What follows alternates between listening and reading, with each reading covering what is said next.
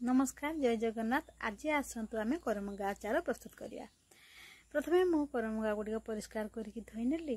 तापरे मु ता चारि करोड़ शिर गुड़िक मु काटी नेली। तापरे छोट छोट करी सब करमंगा को मु काटी नेली।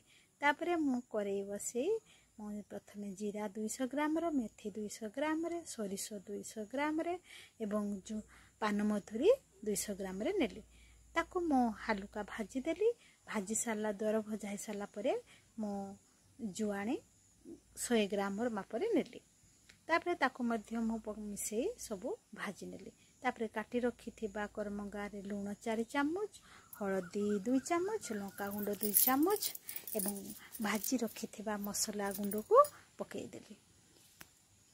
मसला पकई सारा पर मो चीनी नेइची 1/2 केजी एवं सरिष तेल मध्य 1/2 लिटर नेइची। कहीं एबे वर्षा ऋतु शीघ्र आमर पानी सुखीबनी मरबनी पानी आ गोटे 50 स्मेल हम से मुझको बेसी सोरिष तेल नहीं।